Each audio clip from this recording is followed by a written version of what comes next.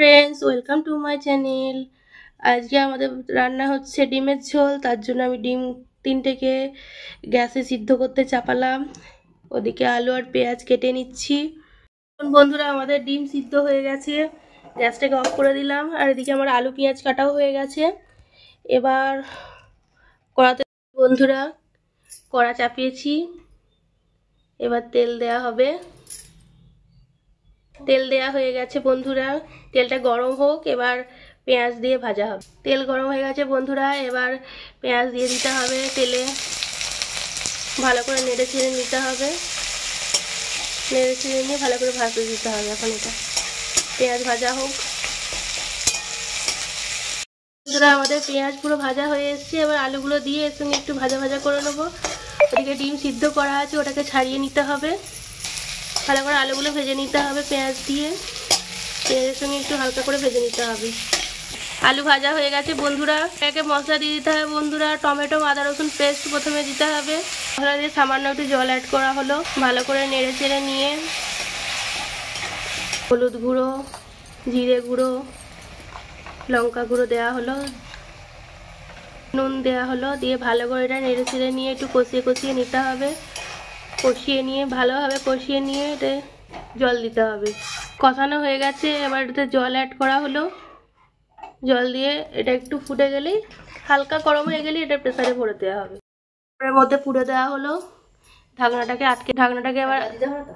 আটকে দিতে হবে বন্ধুরা। এবার সিটির জন্য ওয়েট করতে হবে বন্ধুরা। খোসা ছাড়িয়ে নিয়ে এবার রেখে দিতে হবে বন্ধুরা। ওদিকে প্রেসার কুকার চাপানো আছে গ্যাসে, ওটা আস্তে আস্তে এবার সিটি উঠবে। ছাড়ানো হয়ে গেছে, প্রেসারে সিটি ওটা শুরু করলো। ভালো করে আলুগুলো সিদ্ধ হয়ে যাক বন্ধুরা। এবার প্রেসার কুকার খুলে ফেলা হচ্ছে বন্ধুরা। দেখুন আলুটা কতটা সিদ্ধ হয়েছে, এবার দেখতে হবে। খোলা হচ্ছে বন্ধুরা, দেখা যাক আলুটা কতটা সিদ্ধ হয়েছে। আলুটা খুব সুন্দর সিদ্ধ হয়েছে। এবার এটাকে পাশে রেখে দিতে হবে, আর নেড়ো না গলে যাবে।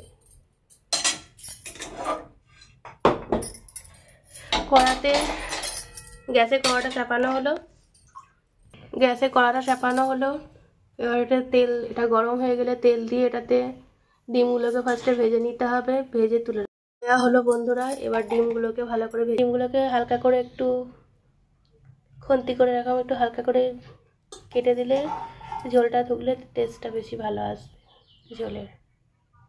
ঝোলটা ঢুকে গেলে ডিমটাও টেস্ট লাগবে, ঝোলটাও। একে এবার কড়াতে ডিমগুলো দিয়ে দেওয়া হলো ভেজে নেওয়ার জন্য। ভালো করে ডিমগুলোকে এরকম একটু লাল লাল করে ভেজে নিতে হবে। উল্টিয়ে ভালো করে ডিমগুলো ভাজা হয়ে গেছে। এবার এক এক করে এটাকে তুলে রেখে দেবো। ডিমটা ভেজে তুলে রাখা হলো।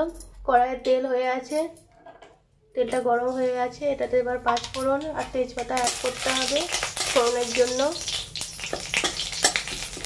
ফোড়নটা সুন্দর হয়ে যেতে এবার আলু ঝোলটা দিয়ে দেওয়া হবে ফোড়নের জন্য। সামান্য জল অ্যাড করলাম, ওগুলো ঝোলে দিয়ে দিতে হবে।